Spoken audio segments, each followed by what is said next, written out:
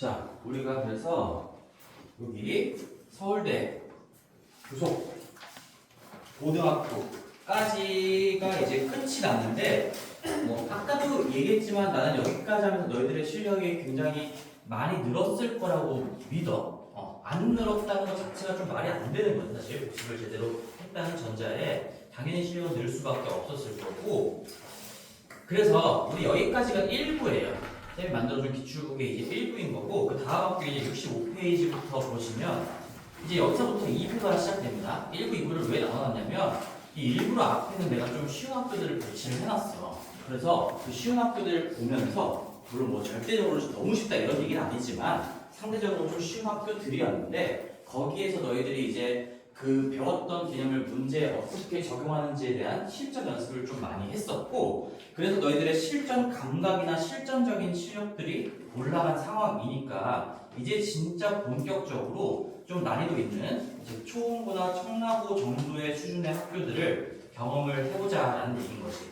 여기 분당고 이후부터는 난이도가 어렵습니다. 근데 이 정도 난이도가 너희들이 곧 보게 될 시험이라는 걸 생각하셔야 돼요.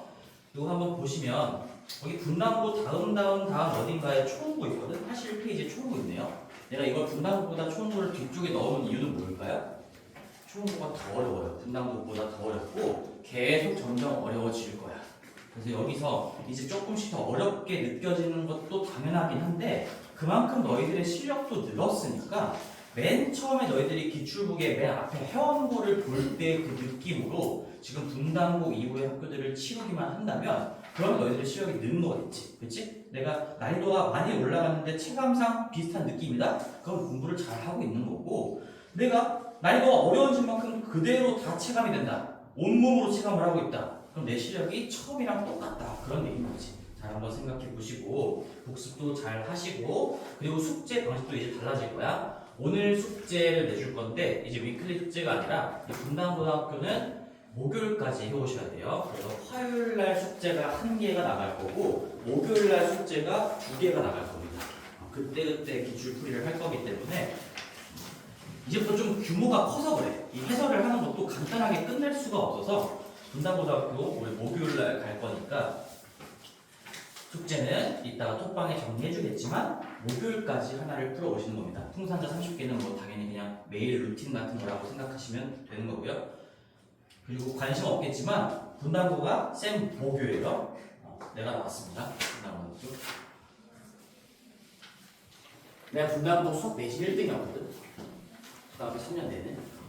근데 뭐 1학년 시험은 그나마 좀 쉬워. 내가 근데 고등학교 2학년, 3학년 때 70점, 80점대를 넘어본 적이 없어. 항상 70 몇 점으로 전교 1등이었어요. 그만큼 어려운 학교야. 근데 1학년 거는 좀 쉽게 내는 것 같기는 한데 2학년부터 좀 많이 어려워지죠. 그 이후의 학교들 이제 어마무시하겠죠. 너희들이 한 번쯤 뭐 들어봤을려나 모르겠네. 혹시 어느 학교가 좀 유명하다 뭐 이런 거 좀 알고 있나? 초중고 청라고도 유명해. 전국적으로. 초중고 청라고도 시험 되게 어렵게 내는 학교로, 그리고 공부 잘하는 애들이 모여있는 학교로 은근히 유명해요. 인천 쪽에서는 되게 영문고라고 유명하고 뭐 자사고 이런 거 빼고 일반고 중에서 우리 뒤에 쭉 한번 볼까? 풍문고 죽이죠. 청담고등학교 죽이죠. 쭉 보면 신목고등학교, 서연고등학교, 네임드 학교들이 쭉 배치가 되어 있습니다. 거기에 아마 포스코고랑 인천국제고 이런 것도 다 있을 거거든. 강서, 목도. 그리고 맨 처음에 내가 나눠줄 때 얘기했었지? 맨 뒤에 4개는 할지 안 할지 모르겠어, 솔직히. 이 4개, 맨 마지막 너희들 궁금하면은 맨 마지막이나 마지막에서 2번째 거, 3번째 거 한번 시험지를 한번 쓱 봐봐, 가볍게. 그럼 반도 못 풀 거야. 지금 풀어도 반도 못 풀 수도 있을 것 같아서 제한 시간 안에 반도 못 푼다는 얘기예요. 물론 풀 수 있는 게 있지만 한 문제 한 문제 자체가 시간이 너무 오래 걸려요. 그래서 쌤도 이거 맨 마지막 거 감소고 푸는데 48분 걸렸거든? 오해만 카드 마킹했으면 다 못 풀었다는 얘기야. 긴장감 속에서 풀었어. 나도 못 풀어. 맨 마지막 거 나도 제한 시간 안에 다 못 푸는 문제들이어가지고 이거는 몇 문제만 그냥 추려서 공부만 시킬지 그거는 아직 좀 상황을 지켜봐야 될 것 같아. 우리는 지금 목표가 그래도 풍문고등학교 한 100쪽 그 정도에 있는 학교까지는 다 봤으면 좋겠는데 열심히 한번 해봅시다. 긴장들 하시고 이제부터 진짜 시전입니다. 오늘 복소수 마무리 정리 좀 한번 해볼게요. 우리 마무리 정리할 게 이제 얼마 안 남았는데요. 저번에 1부 정리하던 거에서 이어서 가볼게. 저번에 우리 편례 성질까지 하고 편례 간의 성질도 있죠. 복소수 간단한 것들부터.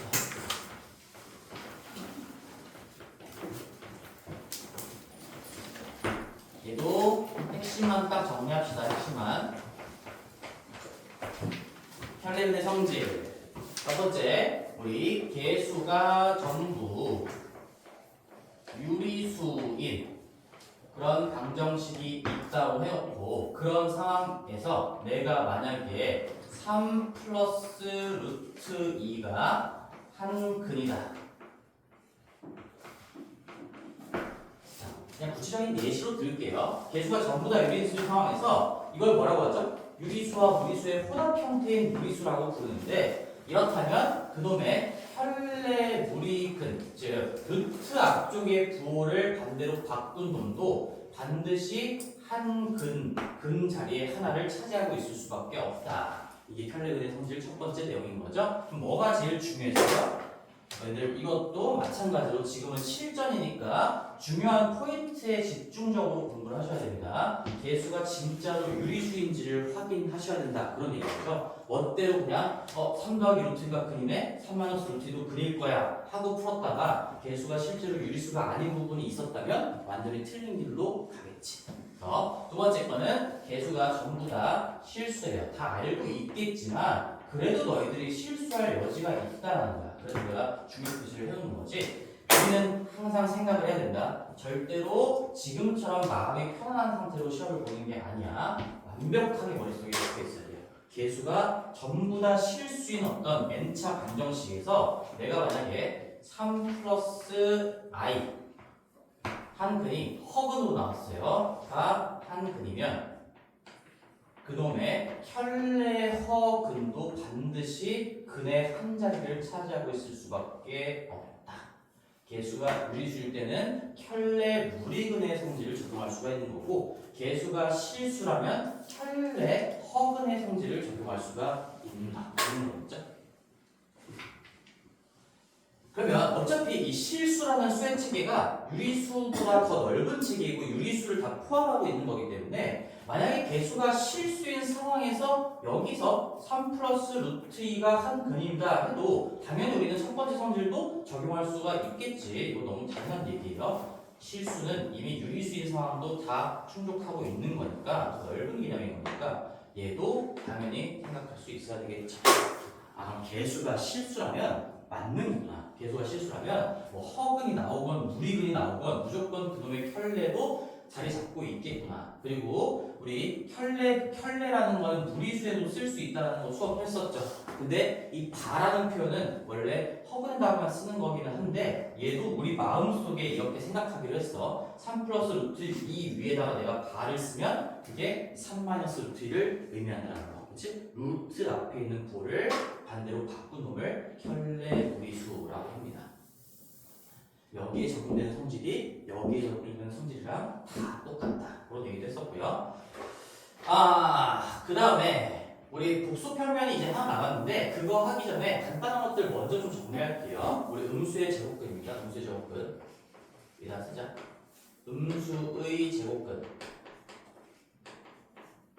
여기서 너희들이 눈여겨받을 건 결국엔 루트끼리 곱하고 나누는 건데요. 두 가지를 정확하게 머릿속에 집어넣기로 했었죠. 우리가 루트 A와 루트 B를 곱했는데 A 그냥 실수라고 할게. FK와 루트를 곱했는데 얘가 마이너스를 달고 루트가 합쳐졌습니다. 이런 상황은 이제 양방향으로 다 보셔야 되겠죠.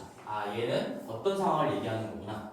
A가 0보다 작거나 같고 B도 0보다 작거나 같다 라는 거. 양방향 수학적인 동치고요. 필요 충분 조건인 거죠. 얘이면 이렇게 되는 거고 계산할 때도 너희들이 루트끼리 곱할 때도 마이너스를 빼내줘야 된다라는 얘기인 거고요. 그 다음에 어떤 계산 결과가 이런 식으로 마이너스가 빼내진 형태로 나와 있어. 그러면 루트 안쪽이 둘 다 0 이하구나 라는 거. 그리고 이 0까지도 생각을 하신 다음에 문제에서 0이 아니에요 라는 말이 있으면 그제서야 0은 제외를 하고 생각하시면 된다는 거죠. 0도 반드시 고려하셔야 됩니다. 그 다음에 루트끼리 나눗셈 루트 a분의 루트 b도 마찬가지죠. 루트 b도 얘가 만약에 우리가 중학교 때 배웠던 대로 루트 한쪽이 다 양수인 상황만을 생각한다면 그냥 루트를 합치면 됩니다. 이지만 얘를 내가 그래서 고등학교 내용에서 처음으로 배우는 형태이기 때문에 이거 두 개를 그냥 예외라고 생각하자 라고 했었어요. 우리가 안쪽이 이제 음수, 양수가 되는 것들을 다 바라봤을 때 이렇게 마이너스를 달고 나오면서 루트가 합쳐지는 경우는 나눗셈이랑 곱셈에서 한 가지씩 예외가 있는 거고 그 예외의 상황을 완벽하게 머릿속에 박아주셔야겠죠. 분모가 음수고요. 얘는 분모니까 0이 될 수는 없는 거고 그 다음에 분자가 0, 분자의 루트 안쪽에 있는 게 0 이상입니다. 그래서 마찬가지 이런 식이 나오면 얘를 떠올리셔야 되고 얘가 나온 상황에서 루트끼리의 나눗셈을 한다? 그러면 마이너스를 달고 나오셔야 된다. 맞지? 그래서 주제가 이거였어요. 결국엔 이 두 개를 머릿속에 완벽하게 집어넣고 나서 우리는 루트끼리 절대로 함부로 곱셈, 나눗셈을 하면 안 된다. 함부로라는 얘기는 중학교적인 생각으로 그냥 루트 곱하네? 합치면 되겠지. 루트 나누네? 합치면 되겠지. 이딴 생각을 하면 안 돼요. 마이너스를 달고 나올 수도 있고 아닐 수도 있으니까 이게 예외 케이스인지 아니면 요거 말고는 나머지는 원래대로 그냥 하던 대로 하시면 돼요. 마이너스 안 달고 나오는 거니까 루트끼리 곱하기 나누기는 항상 조심해서 하자. 주의하자. 이게 주제였죠. 한번 문제를 하나 그냥 같이 연습할 겸 실전적인 개념으로 하나 해볼게요. 이렇게 한번 만들어 볼게. x제곱 더하기 5x 더하기 1은 0의 두분을 내가 알파랑 베타라고 할게요. 뭐 전형적인 문제이지만 이 자체도 시험에 엄청나게 많이 출제되는 유형입니다. 그래서 여기서 루트의 알파 더하기 루트의 베타 이놈의 값을 구해보래. 얘를 구하자. 얘를 구해보세요.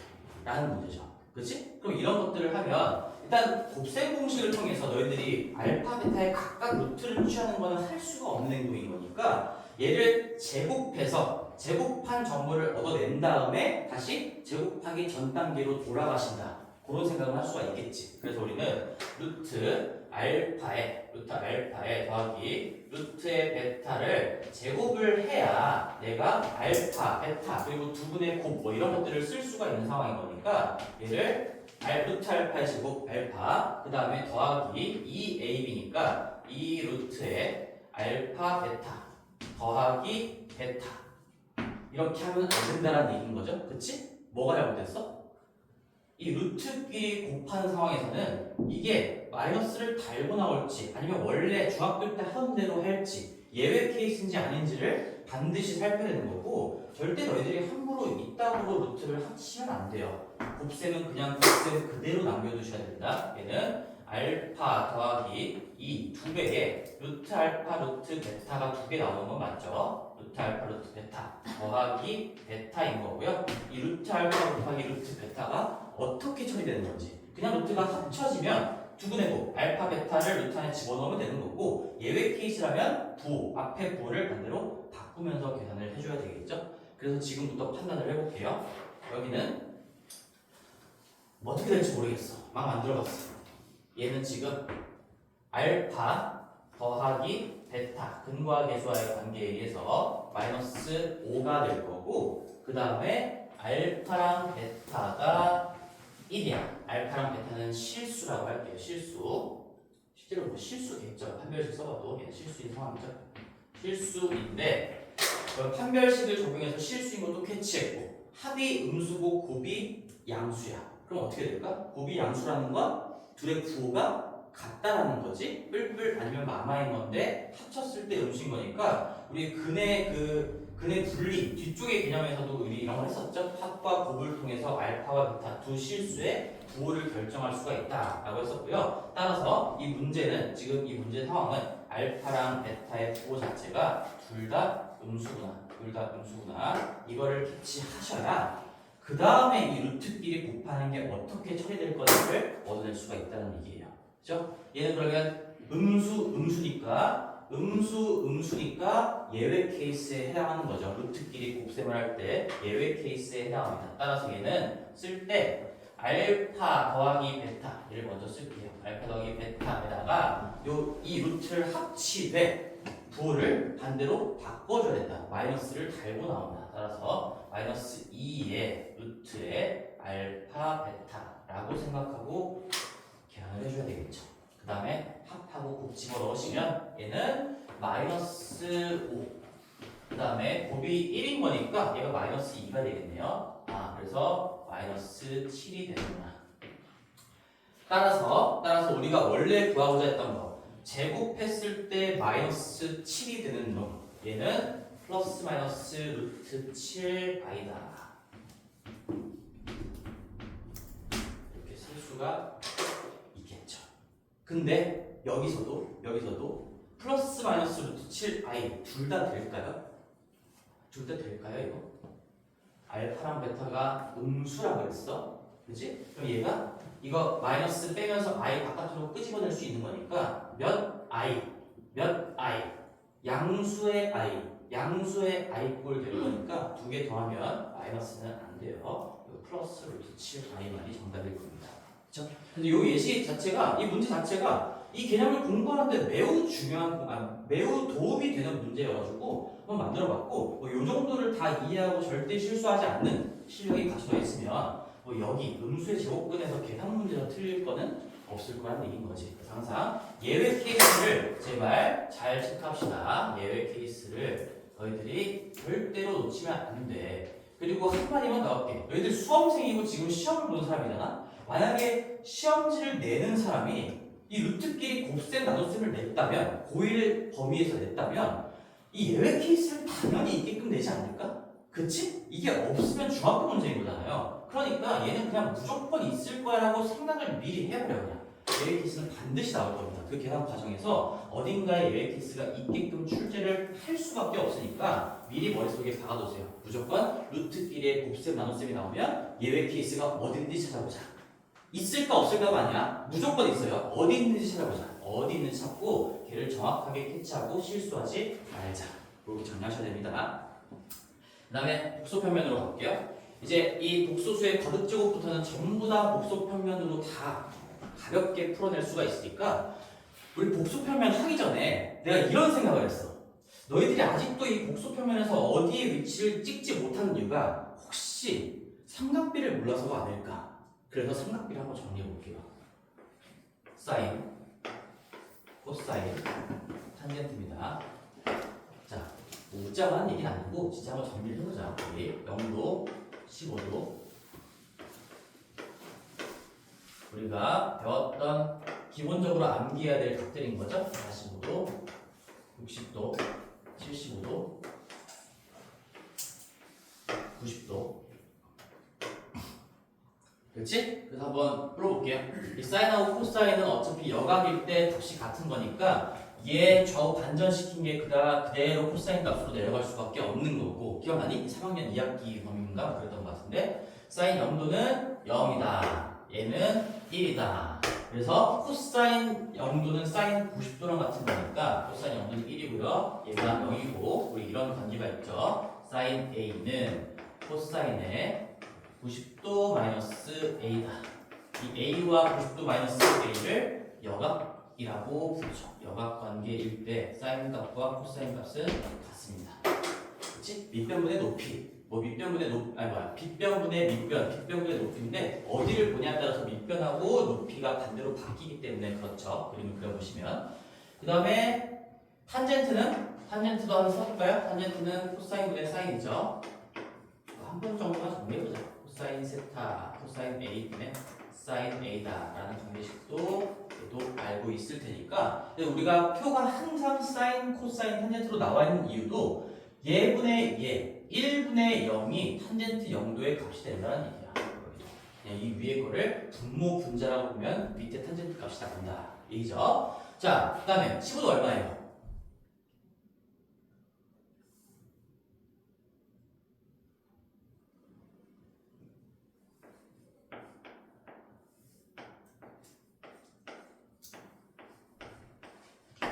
이거 15도 왜 이렇게 나오는지도 우리 지금 중학교 수준에도 다 증명할 수가 있어. 너희들 15도 어떻게 증명하는데 30도, 60도, 90도짜리에서 이거 가계 이등분선 써가지고 얘 대 얘는 얘 대 얘다. 가계 이등분선, 내각의 이등분선 비례식을 통해서 우리 15도 얘분의 얘 탄젠트 15도일 거고 얘분의 얘 다 구할 수가 있습니다. 15도 정도는 근데 나랑 다 수업을 한 게 아니었나 참. 어딘가에서 배웠으려나? 교육과정에는 없지만 15도, 75도는 그냥 당연히 상식적으로 알고 계셔야 되고 참고로 강서구에서 이거 15도짜리 회전 목소수도 나왔어요. 거기에 4분의 루트 6 마이너스 루트 2가 나왔는데 그게 15도구나라는 걸 보는 사람들은 바로 풀었을 거고 이게 이 15도에 해당하는 값이다라는 걸 몰랐으면은 제곱하고 하면서 시간을 엄청나게 썼겠죠. 자, 그래서 이 복수 평면을 위해서가 아니라 상식적으로 알고 계셔야 돼요. 얘는 30도, 15도. 30도는 얼마예요? 얘는 2분의 1이죠. 얘는 2분의 루트 2.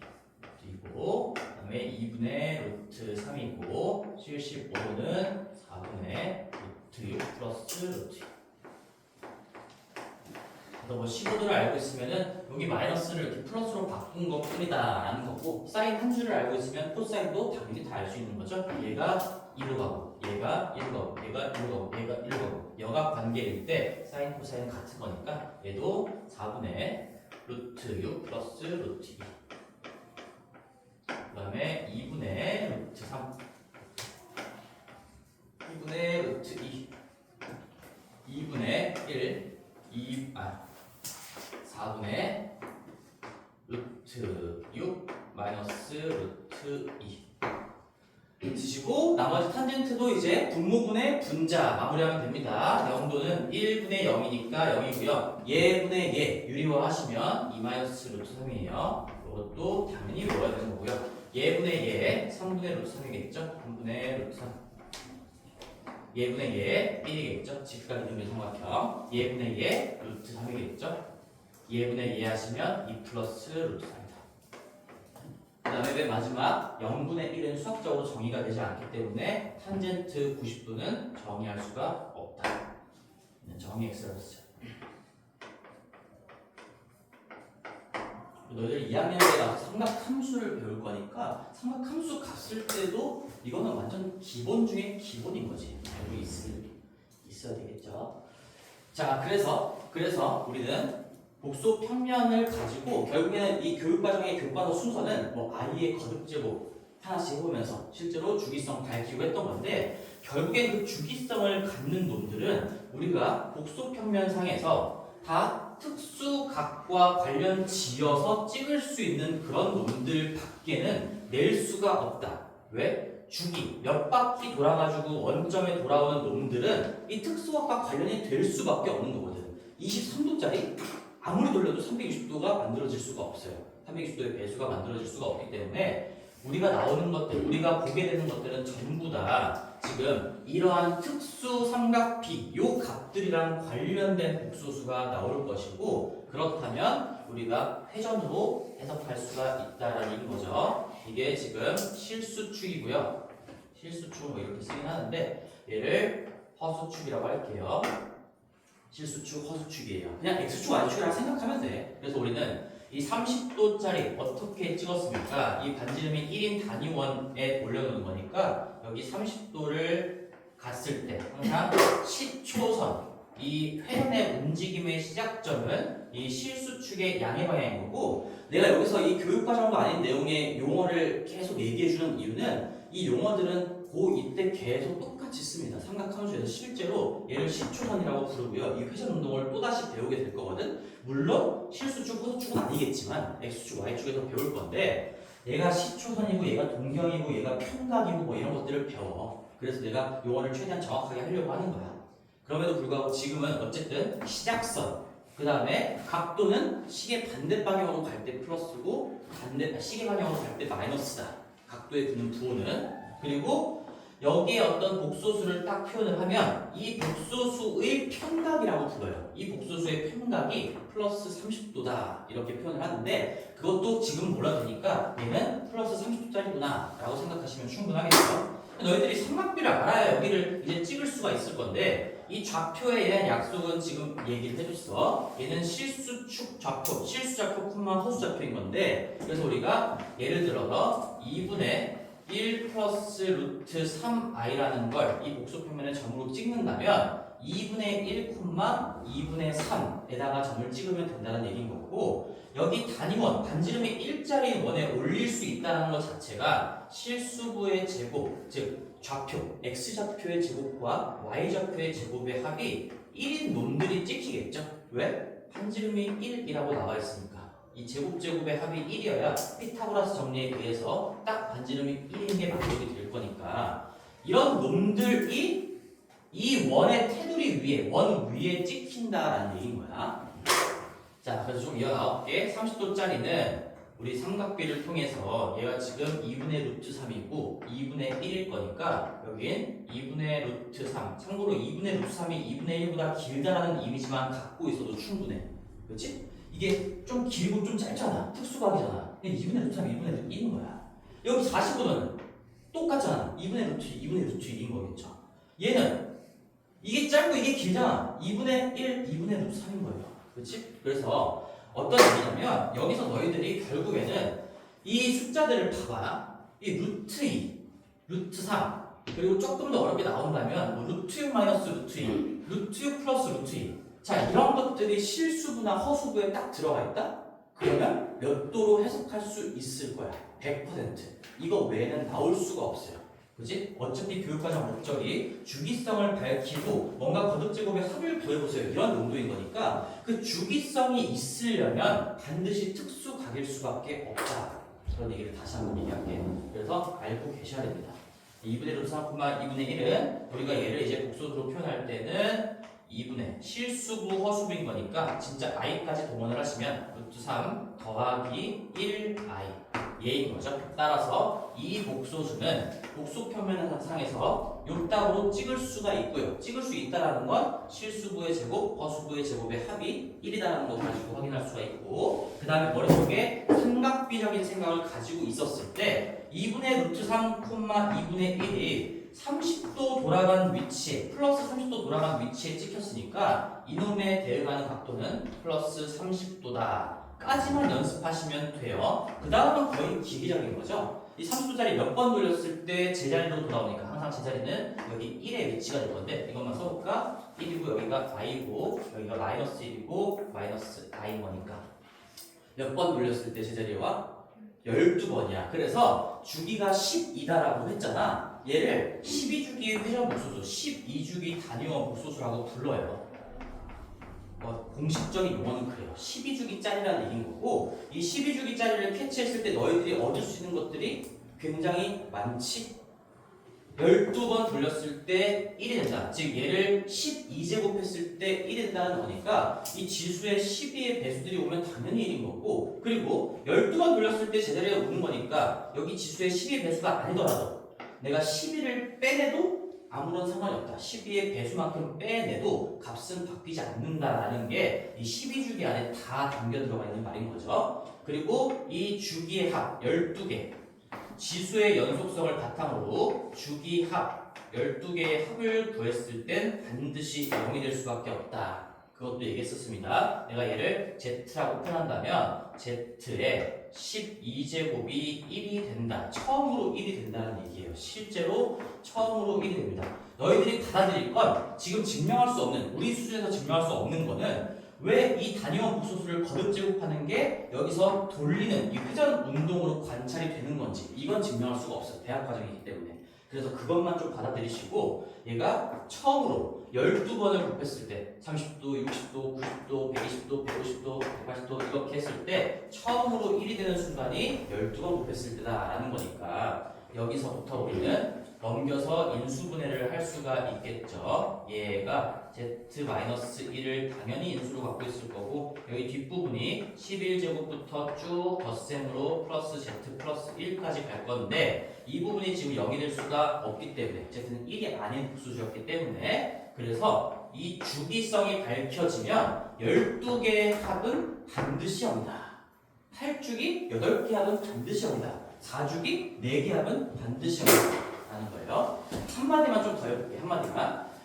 우리가 그리고 이런 것도 했었습니다. Z 반은 지금 만약에 이 회전 복소수를 Z라고 표현했을 때 Z 반은 반드시 Z분의 1일 수밖에 없다라고 했었죠. 이 이유도 뭐였어요? 내가 이 회전 복소수를 Z라고 한다면 자 봐봐. 이거 자체가 뭐야?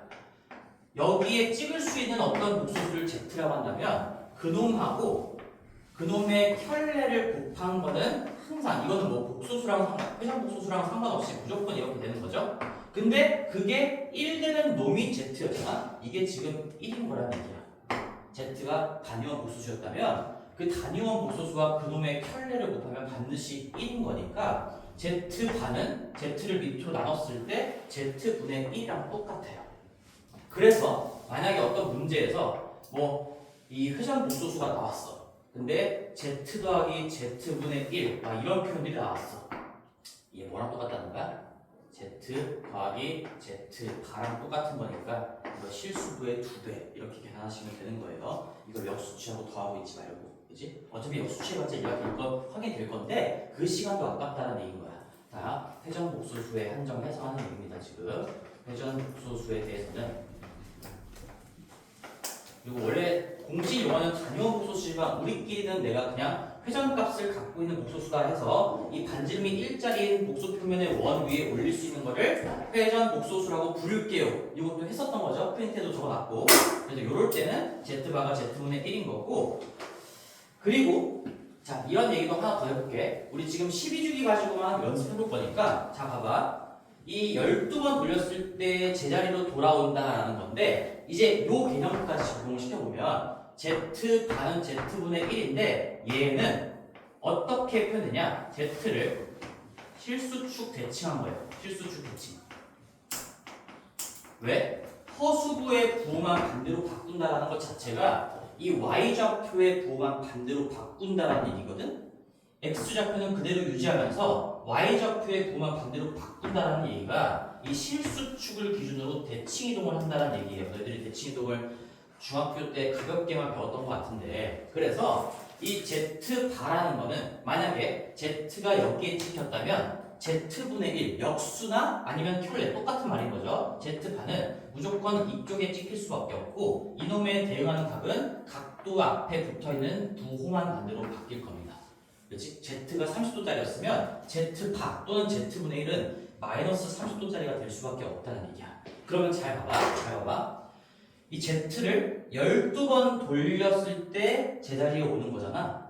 근데 이 12번 돌린 거를 내가 Z랑 Z바를 같이 움직여볼게. 예를 들어서 Z를 5번 움직이고 Z바를 7번 움직여도 만날 수밖에 없어요. 그게 무슨 말이냐면 이 12개 12라는 지수를 쪼개서 나눠 가져도 돼. 어떻게? Z의 예를 들어서 Z의 7제곱하고 Z바의 5제곱 이렇게 한번 해봅시다. 이렇게 하는 게 아니라 뭔 소리야? 이걸 가지고 쪼개서 나눠 가졌을 때 값이 같다라는 것도 너희들이 알고 있으면 좋아요.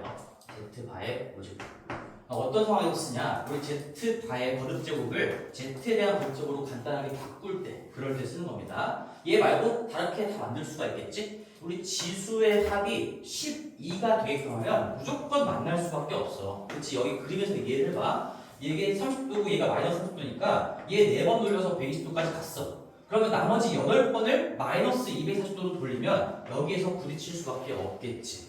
그래서 주기가 10이라는 게 밝혀지는 순간 뭐 이런 것까지도 생각할 수가 있다는 거야. Z의 8제곱은 Z바의 4제곱이랑 당연히 똑같고 얼마든지 합이 12인 관계를 유지만 한다면 그 값은 같다라고 얘기할 수가 있겠죠.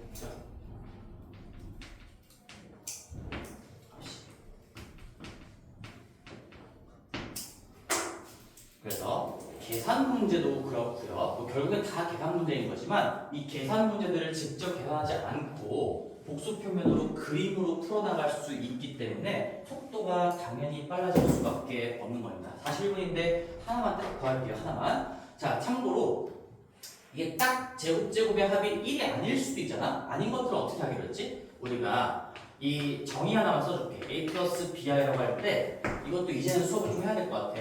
이 z에다가 절대값을 붙인 거를 그 복수수의 크기라고 부르거든요. 얘가 a제곱 더하기 b제곱으로 정의가 돼요. 이건 정의예요. 정의. 얘가 z라는 복수수의 크기라고 부릅니다. 크기. 그래서 만약에 어떤 z라는 게 루트 3 플러스 i라고 나온다면 일단 느낌이 루트 3 등장하고 했으니까 회전 복수수로 설명할 수 있을 것 같잖아. 근데 이놈의 크기 자체가 z바 자체가 3 더하기 1이어가지고 얘가 미안해 루트 붙여야 돼요. 루트 마음이 급해가지고 3 더하기 1에 루트 붙이는 거니까 루트 4여가지고 2잖아요. 그러면 내가 크기를 2라고 구했으니까 얘는 이렇게 쓸 수 있다는 거야. 크기를 앞으로 뺀 다음에 다시 얘로 나눈 걸로 쓰면 결국엔 회전 복소수의 실수배로 분석할 수가 있다는 거지. 실수부와 허수부의 제곱의 합이 1이 아니더라도 그 복소수의 크기를 앞으로 뺀 다음에 나눠주면 여기가 다시 제곱제곱의 합이 1인 놈이 될 수밖에 없잖아요. 그치? a제곱 더하기 b제곱의 루트로 나눠줬으니까 다시 2분의 3의 제곱, 2분의 1의 제곱 하면은 1 될 수밖에 없는 거고, 따라서 우리 만약에 이런 z가 있었을 때 얘를 z1이라고 하자. z1에 예를 들어서 12제곱을 구해보시오라고 한다면 우리가 이 자체의 12제곱을 하는 거니까 회전복소수는 12번 그냥 곱하면 돼요. 얘 12번 곱하면 얼마 되는 거야? 1 되는 거야. 30짜리니까. 그래서 얘는 2의 12제곱 앞에 곱해지는 것 지수의 분배를 통해서 여기에다가 12제곱 처리한 것만 생각해주면 되겠지. 한마디로 제곱제곱의 합이 1이 아닌 놈이 나와도 무조건 회전복소수랑 연결시킬 수가 있어요. 회전복소수의 실수배로 표현할 수가 있다는 얘기입니다. 마지막에 좀 급하게 했는데 여기까지만 정리해놓고 마무리할게요. 이제 다음 시간부터 복소수 문제들도 조금 꼼꼼히 볼 거니까 지금 저번 시간이랑 이번 시간에 했던 두 바닥은 머릿속에 완벽하게 집어넣어 볼 거. 그리고 데일리 테스트 두 문제 오늘 한 거에서 낸다고 얘기했습니다. 분명히